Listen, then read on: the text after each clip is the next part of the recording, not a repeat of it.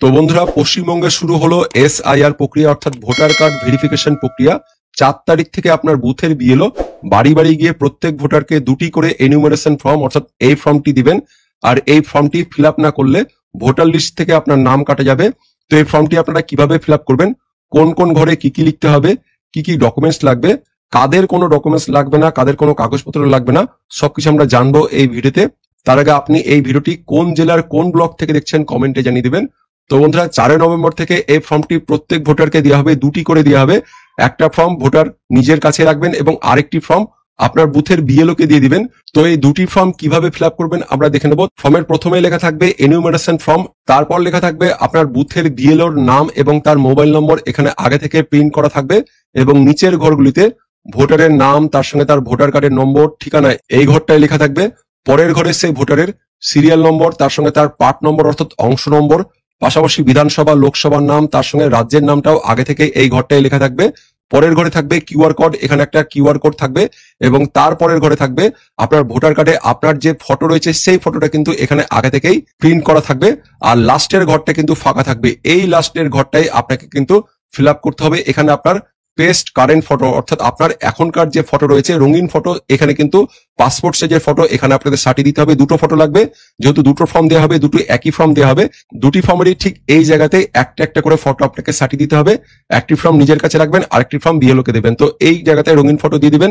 তারপর নিচের ঘরে চলে আসবেন। নিচের ঘরে দেখুন লেখা রয়েছে ডেট অফ বার্থ। তো এই ডেট অফ বার্থ মানে হচ্ছে জন্ম তারিখ, অর্থাৎ ভোটারের মানে আপনার নিজের কিন্তু এখানে ডেট অফ বার্থ মানে জন্ম তারিখ লিখতে হবে। প্রথম 2টি ঘরে তারিখ লিখতে হবে, তারপরে 2টি ঘরে মাসের সংখ্যা লিখতে হবে, এবং লাস্ট 4টি ঘরে বছরটা লিখতে হবে। যে বছরে আপনার জন্ম সেই বছরটা এখানে লিখে দিতে হবে ইংরেজিতে বড় হাতের অক্ষরে। পাশাপাশি তারপর দেখতে পাচ্ছেন আগের 2টো ঘরে মাস লিখতে হবে, এবং প্রথমে 2টো ঘরে কিন্তু তারিখ লিখতে হবে। তারপরে 2 নম্বর ঘরে দেখুন লেখা রয়েছে আধার নম্বর অপশনাল, অর্থাৎ যাদের আধার কার্ডের নম্বর রয়েছে তারা এই ঘরটায় আধার নম্বর দিয়ে দিবেন। যাদের নেই তাদের দেওয়ার কোনো দরকার নেই, কিন্তু যদি আপনার আধার কার্ড থাকে তাহলে অবশ্যই এই ঘরটায় আধার নম্বর দিয়ে দিবেন। তারপরের ঘরে লেখা রয়েছে মোবাইল নম্বর, অর্থাৎ এই ঘরটায় একটি চালু মোবাইল নম্বর লিখে দিবেন। তারপরে ফাদার্স নেম, অর্থাৎ যে ভোটারের নামে এই ফর্মটি এসছে সেই ভোটারের নিজের বাবার নাম কিন্তু লিখতে হবে। যারা বিবাহিত মহিলা তারাও কিন্তু তাদের শ্বশুরের নাম লিখবেন না, তাদের নিজের যিনি বাবা সেই বাবার নামটা এখানে লিখতে হবে। ফাদার্স নেম ইংরেজি বড় হাতের অক্ষরে লিখে দিবেন। তারপর বাবার ভোটার কার্ড যদি থাকে ইপিক নম্বর, অর্থাৎ ভোটার কার্ড যদি থাকে সেই ভোটার কার্ডের নম্বরটা এখানে লিখে দিবেন। না থাকলেও কোনো অসুবিধা নেই, লিখবেন না। তারপরের ঘরে লেখা রয়েছে মাদার্স নেম, অর্থাৎ মায়ের নাম ইংরেজি বড় হাতের অক্ষরে এখানে লিখে দিবেন। তারপর মাদার্স ভোটার কার্ড নম্বর, অর্থাৎ মায়ের যদি ভোটার কার্ড থেকে থাকে তাহলে অবশ্যই ভোটার কার্ডের নম্বরটা এখানে দিয়ে দিবেন, যদি না থাকে দেওয়ার দরকার নেই। তারপরে লেখা রয়েছে স্পাউস নেম। স্পাউস মানে স্বামী স্ত্রী দুজনকেই বোঝায়। যদি পুরুষ ভোটার এই ফর্মটি ফিল আপ করে থাকেন তাহলে তার স্পাউস মানে তার স্ত্রীকে বোঝাবে।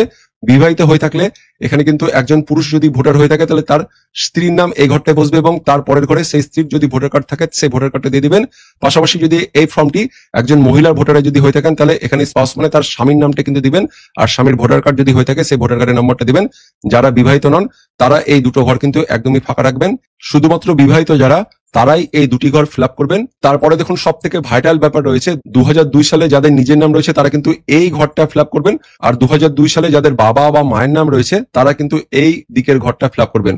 তো প্রথমে 2002 সালে যাদের নাম রয়েছে তারা কিন্তু এই ঘরটা লিখবেন। দেখুন এখানে লেখা রয়েছে details of the elector in the electoral role of the last SIR. Last SIR মানে 2002 সালে যে এসআইআর হয়েছিল সেই এসআইআর এ যে ভোটার লিস্ট প্রকাশিত হয়েছিল সেই ভোটার লিস্টে যে জায়গাতে আপনার নাম রয়েছে সেই ডিটেলস গুলো কিন্তু এখানে লিখতে হবে। তো ইলেক্টর নেম অর্থাৎ আপনার নিজের নাম যদি 2002 এ ভোটার লিস্টে থাকে সেই নামটা কিন্তু এখানে লিখে দিবেন। তারপর ইপিক নাম্বার, অনেকে কিন্তু ইপিক নাম্বার নেই, যাদের নেই তারা ফাঁকা রাখবেন, আর যাদের ইপিক নাম্বার রয়েছিল 2002 সালে ছিল তারা কিন্তু এখানে সেই সময়কার ভোটার কার্ডের নম্বরটা দিয়ে দিবেন।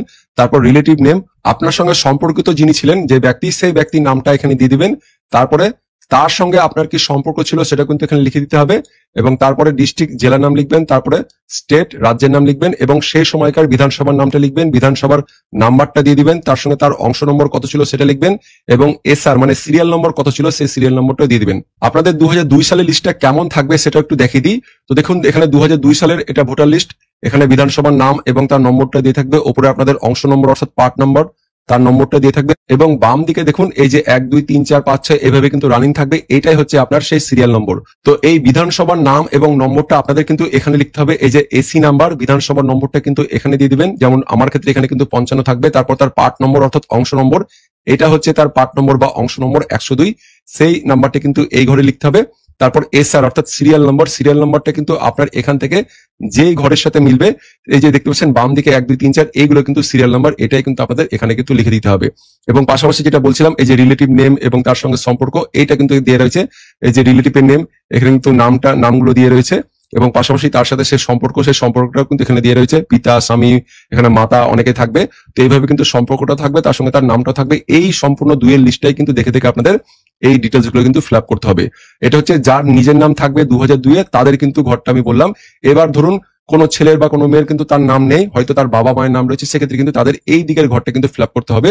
তো এই ভোটারে বাবা বা মায়ের যার নাম 2002-এ থাকবে তার নামটা কিন্তু এখানে লিখে দিতে হবে এবং তার ভোটার কার্ড নাম্বার যদি দিয়ে থাকে 2002-এর লিস্টে তাহলে দিয়ে দিবেন এবং পাশাপাশি তার সঙ্গে সম্পর্কিত যিনি থাকবেন 2002-এর এই লিস্টে, সেই সম্পর্কিত ব্যক্তির নামটা দিয়ে দিবেন এবং তার সঙ্গে কি সম্পর্ক সেটাও কিন্তু এইখানে লিখে দিবেন।